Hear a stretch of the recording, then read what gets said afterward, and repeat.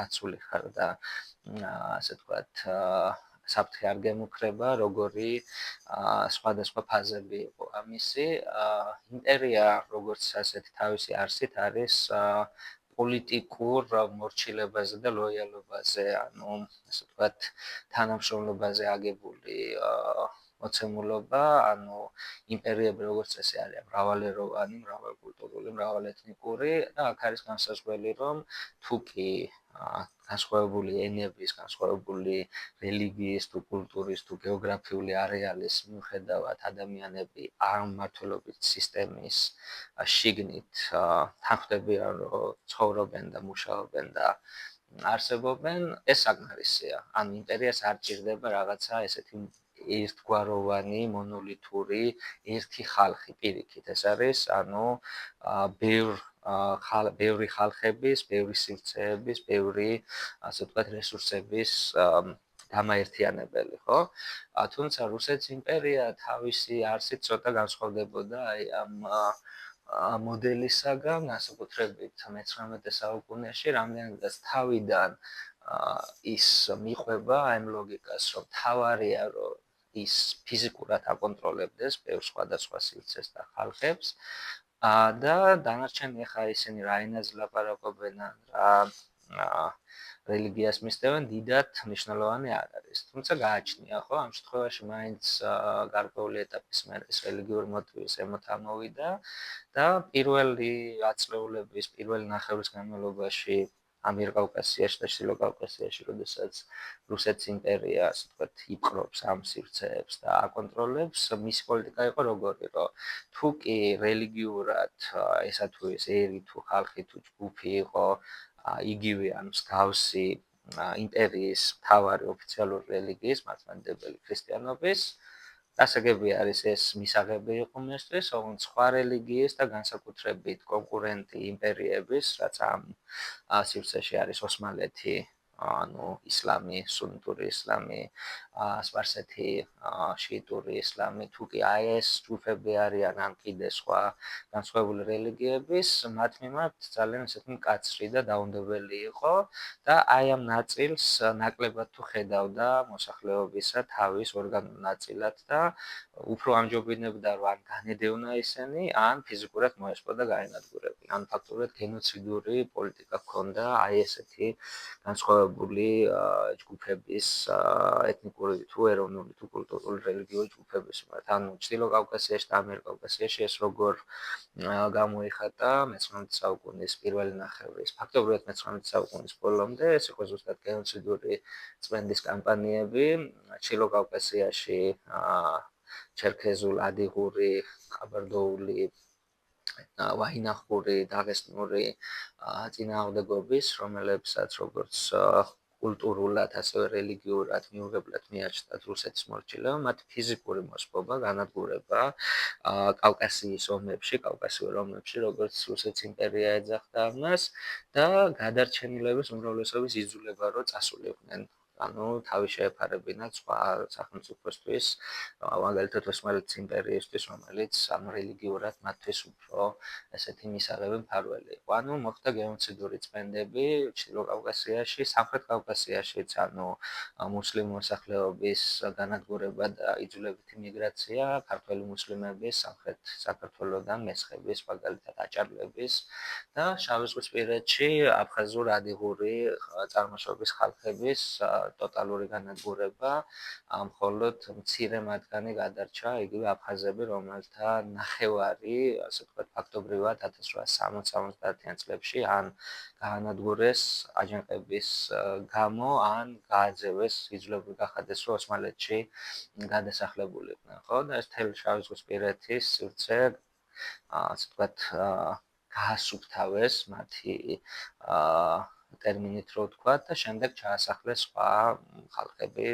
რუსები განსაკუთრებით შიდა სივრცეებიდან. და ეს ფოტო არის ძალიან ტრაგიკული ნიმუში საერთოდ ამ იმპერიული პოლიტიკის შედეგისა. აქ ხედავთ ბოლო იმპერატორს ნიკოლას მეორეს, რომელიც არის ჩასული შავიზღვისპირეთში, დღევანდელი სოჭის მიდამოებში, სადაც აღინიშნებოდა ზუსტად აი ამ ომში საბოლოო გამარჯვება კავკასიურ ომში და ანუ აქ ხედავთ მათ შორის უმრავლესობა არიან აფხაზი თავადები და ქართველი აფხაზი მეგრელი ასე ვთქვათ თავადაზნაურობა, რომლებიც მონაწილეობენ და აღნიშნავენ ზეიმობენ ამ თარიღს, ხო? ანუ ფაქტობრივად მათი განადგურების, მათი დამარცხების სიმბოლურ აღნიშვნაში არიან ჩართული დაჩოქილები, როგორც ეს იმპერიული წესრიგი მოითხოვდა იმპერატორის წინაშე და აი ამ წყალობის მოლოდინში. ხო, ეს არის პირველი ფაზა და შემდგომი ფაზა უკვე მე-19 საუკუნის შუა პერიოდიდან მეორე ნახევრიდან არის ძალიან საინტერესო განსხვავებული რამ მხრივ, რომ ერთი პერიოდის განმავლობაში იმპერიამ ჩათვალა, რომ ცოტა რაღაცნაირად უნდა გადასავლურდეს, ანუ მიხვდა, რომ კონკურენციაში დასავლურ ევროპულ ძლიერ სახელმწიფოებთან და იმ პერიოდის იმპერიებთან იყო ძალიან სუსტი და ჩამორჩენილი. ამიტომ უნდა ისარგებლოს მათი საუკეთესო გამოცდილებით, უნდა გადმოიღოს ბევრი, ასე ვთქვათ, მოდელი მმართველობის ეკონომიკაში, ასე ვთქვათ, სამართალში და ასე შემდეგ და რაღაცნაირად აუწყოს ფეხი აი ამ საერთო ცვლილებებს, რაც სამყაროში მიდის. თუმცა აქაც ძალიან კაფიოდ ჩანს აი ეს იმპერიული პოლიტიკა, რომ ვისთვის არის ეს რეფორმა და ვისთვის არის ეს გაუმჯობესება, ხო? საერთოდ მთელი იმპერიის მოსახლეობისთვის თუ უფროსი ძმისთვის, ანუ იმპერიის უფრო პრივილეგირებული ნაწილისთვის, რუსებისთვის და რუსული, ასე ვთქვათ, უმრავლესობისთვის. ანუ ეს ძალიან კარგად ჩანს 1860-70-იანი წლების განმავლობაში, როდესაც აი ეს რეფორმების ხანა არის პერიოდი, თუმცა აქ არის ძალიან ესეთი განსაზღვრელი ხაზი, რომ ყველა ეს უმთავრესი რეფორმები, რომელიც გადმოიღეს ევროპიდან, სასამართლოს რეფორმის კუთხით, თვითმმართველობის ელემენტარული დაშვების კუთხით, ხო, ეკონომიკური თავისუფლებების კუთხით, ძირითადად გავრცელდა, როგორც ეძახიან, რუსეთის იმპერიის ევროპული ნაწილის ცენტრალურ ზონებზე, სადაც მოსახლეობის უმრავლესობა იყო ეთნიკურად რუსი და ძირითადი მთავარი ქალაქები იყო იმპერიის. ხო, ну, რუსული უფრო, იმიტომ რომ აი როგორც ამ დროს რუსეთის იმპერია არის უფრო ფართო ზონა, ვიდრე დღევანდელი რუსეთი, ცენტრალურ ევროპაში პოლონეთის ნაწილიც რუსეთის იმპერიის შემადგენლობაშია, ფინეთი, ბალტიისპირეთი, უკრაინა, მოლდოვაც, ანუ რუმინეთის მიმართ არის მუდმივად აი ეს ასე ვთქვათ კავლენის ზონის განაწილების ჭიდილი ამიერკავკასიაში ვიცით, რომ ეს მთელი სამხრეთ კავკასია მის დაქვემდებარებაშია და აღმოსავლეთში უზარმაზარი აი ეს ზონები, ცენტრალური აზია, შორეული აღმოსავლეთი, ციმბირი, უკიდურესი ჩრდილოეთი. აი ეს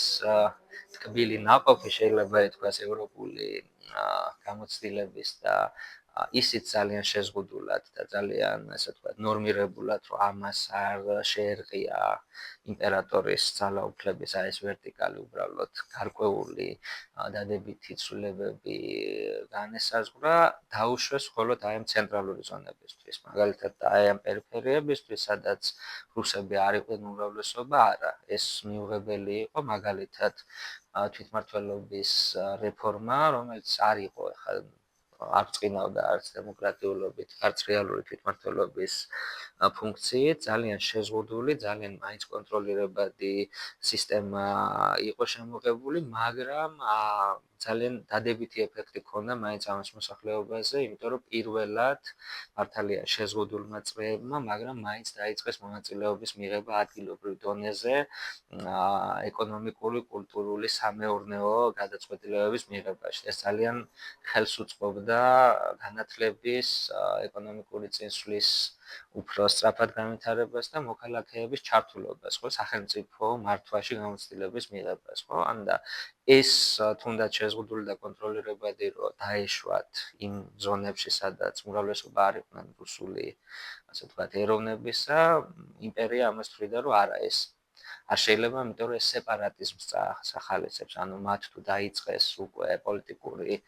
გამოცდილების მიღება, ხვალ იტყვიან, რომ საერთოდ რაში მჭირდება რუსეთი და საერთოდ რაში მჭირდება პეტერბურგი, ანუ დედაქალაქი ჩვენ თვითონ მივხედავთ საკუთარ თავს. ანუ აქ ძალიან კარგად ჩანდა და მკაფიოდ შეიძლება ითქვას ყვიროდა ეს იმპერიული კოლონიური პოლიტიკა, რომელიც ბოლომდე შენარჩუნებული იყო. ანუ როდესაც აი ამ ცენტრალურ ზონებში აი ესეთი შეზღუდული, მაგრამ ძალიან დადებითი ეფექტის მქონე რეფორმების პაკეტი დაინერგა 1860-იანი წლებიდან კავკასიაში და საქართველოში, ანუ 1917 წლამდე მუდმივად იყო აი ეს ჭიდაობა და საზოგადოებრივი დიდი კამპანიები, რომ დაუშვით ეს რეფორმები კავკასიაში, თვითმმართველობის რეფორმა მაგალითად, რაზეც ყოველთვის უარი იყო, ან რა რეფორმებიც დაუშვეს, ისიც აი ამ კოლონიური შინაარსის გამო, მაგალითად სასამართლოს რეფორმა სრულიად გაუგებარი და უსარგებლო რჩებოდა საქართველოსთვის, ქართველებისთვის, ისე როგორც სომხებისთვის, აზერბაიჯანელებს, ნებისმიერ სხვა არარუსი ხალხებისთვის, იმიტომ რომ სისტემა კი შეიცვალა სასამართლოსი, მაგრამ ენის თვალსაზრისით, რომელი ენა შეიძლება იყოს გამოყენებული სასამართლო სისტემაში, არანაირი დაშვება არ იყო, რომ რუსულის გარდა რომელიმე სხვა ენა შეიძლება ყოფილიყო. ამიტომ ეს სისტემაც უცხო რჩებოდა საშუალო სტატისტიკური ქართველის არის მოდა, როგორ წყდება, რა პროცესი მიდის იქ, სადაც წესით მისი უფლების დაცვის უნდა ებრძოლა, ხო? ანუ აი ეს ქართველები ახლა მეც შორს ვარ მაზრის განობა ინჟინერი დიადირი ვარ ახლა ეს არის სიტყვა რაღაცა დიდი ვარ და ბევრი რამ მოსასწავლი ვიცით მაგრამ თუნდაც ამ ნაწილში აი როდესაც უკრაინის ენისაკი უკრაინაში იყო ხო უკრაინაში დათანხმება რუსულ ენას ყოფილი სახელმწიფო ენა თუმცა ქართულმა ხალხმა ეს არ დაუშვა და 1968 წელს მილიონობით ქართველი ადამიანი გამოვიდა. ანუ ეს ამის ხაზგასმას და უმჭირესად აუცილებელი იყო მიღებული, იმიტომ რომ ბავშვებისთვის ძალიან მნიშვნელოვანია ცხადია სწორხა ზონება, მაგრამ ესეც არ უნდა კი, კი, რა თქმა უნდა, მე ამის აღწერას ვცდილობ, რომ ანუ იმპერიის პოლიტიკა რა იყო, რა ამოცანები ჰქონდა, თუმცა ამის შემდეგ არის რომ საზოგადოება რას აკეთებდა, ხო? ანუ ეხლა ეს იმპერიული პოლიტიკა რო შევაჯამოთ და არსი რო გამოჩნდეს, რომ მიუხედავად ამ გარკვეული ფაზების ცვლილების საბოლოო მაინც დღის წესრიგი იყო ერთი და იგივე და მსგავსი, რომ უნდა გაძლიერებულიყო რუსულენოვანი, რუსული კულტურული და პოლიტიკური ელემენტი ეს ბოლომდე იყო შენარჩუნებული. ამისი მეორე ნიმუში არის დამოკიდებულება იმპერიის არარუსი ხალხების კულტურის და იდენტობის განვითარების მიმართ, ზუსტად ამავე პერიოდში 1800-იანი წლების შუა და გვიანი აწლეულებიდან მოდის უკვე ეს ახალი პოლიტიკა აგრესიული რუსიფიკაციის. თუ კი მანამდე იმპერია დასაშვებად თვლიდა, რომ აი რაღაც ნაწილში საზოგადოებრივი ცხოვრების არარუს ხალხებს ქონოდათ გარკვეული კომფორტის ზონა, რომ თვითონ საკუთარი ენის, კულტურის განვითარებაზე ეზრუნათ, საზოგადოებები დაეფუძნებინათ,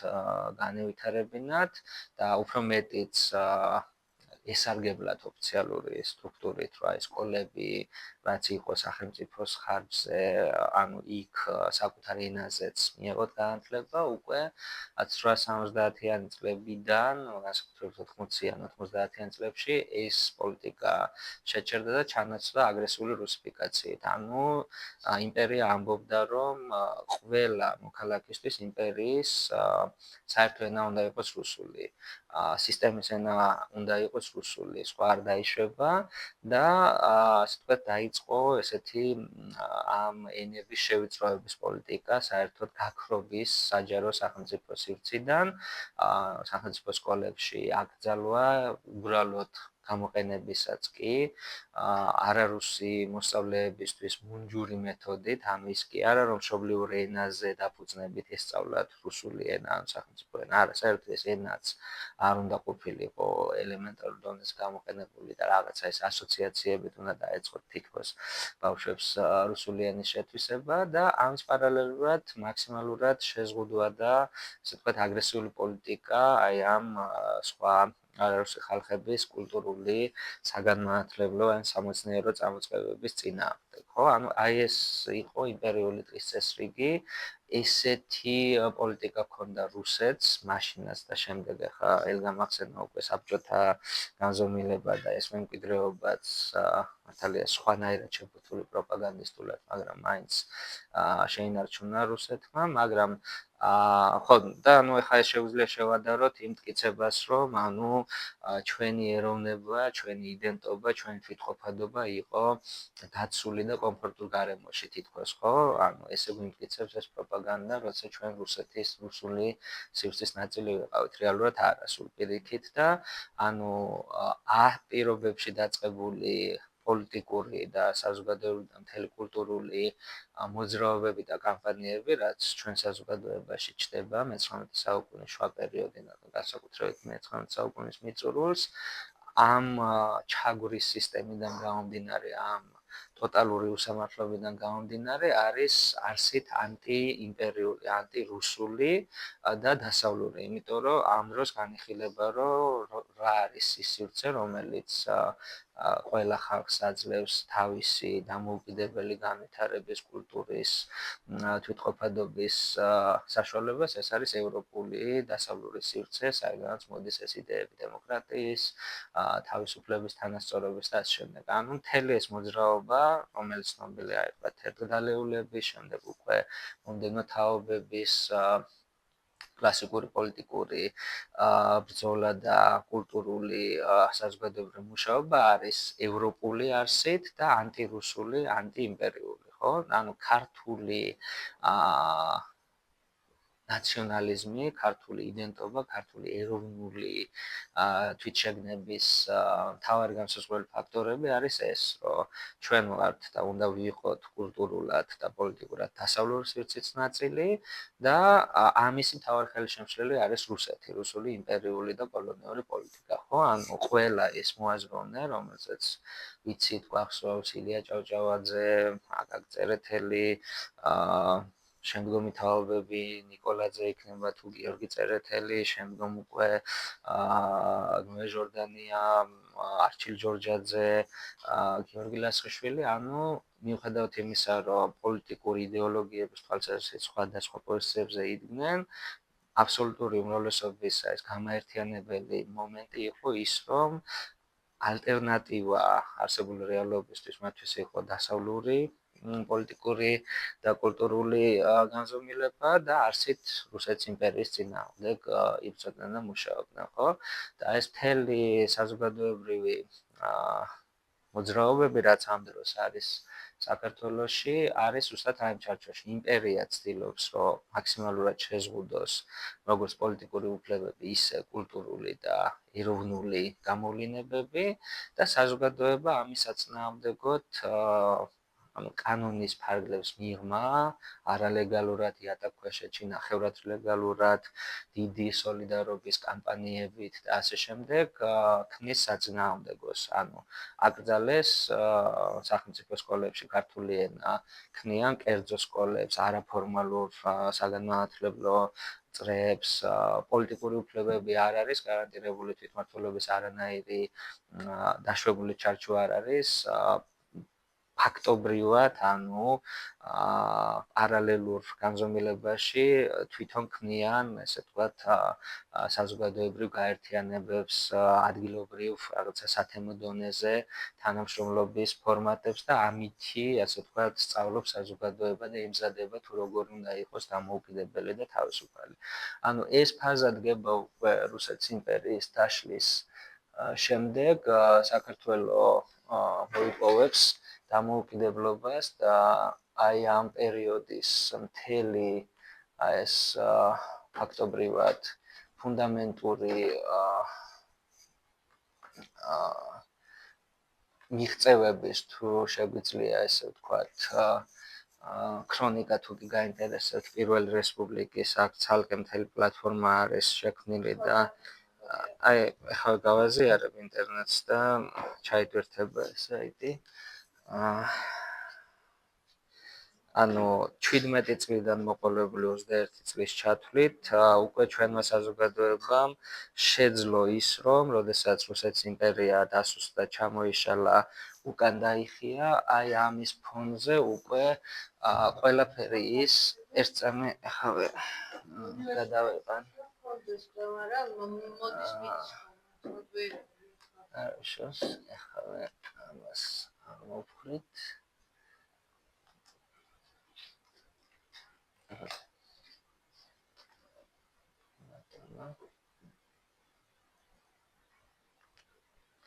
ხო, ანუ ეს საიტი შეგიძლიათ დაიმახსოვროთ First Republic.gr, სადაც თითქმის ყველა საკვანძო პოლიტიკურ და საზოგადოებრივ მოვლენაზე და აი ამ სახელმწიფო მშენებლობაზე არის ქრონოლოგიაც და ასევე თან დართული, ასე ვთქვათ, ანალიტიკური მასალა თუ დოკუმენტების კოლექცია, ხო, ეს რატო ამბობ, რომ ის რისთვისაც იბრძოდა და იმზადებოდა, ასე ვთქვათ, ქართული საზოგადოება იმპერიის დროს, იმპერიის წინააღმდეგ ბრძოლის ფარგლებში უკვე 18-21 წლების განმავლობაში გახდა შესაძლებელი, რომ ეს ყოფილიყო თავისუფალ და დემოკრატიულ გარემოში, ასე ვთქვათ, განხორციელებული და ანუ ეს არის ყველაზე საეტაპო პერიოდი ჩვენი თანამედროვე ისტორიის, როდესაც დაფუძნდა პირველი თანამედროვე დემოკრატიული სახელმწიფო. ანუ თუ კი ნახავთ დამოუკიდებლობის დეკლარაციის ტექსტს, დამოუკიდებლობის აქტის ტექსტს, რომელიც 26 მაისს მიიღო საქართველოს ეროვნულმა საბჭომ, ის იწყება ესეთი ფრაზებით, რომ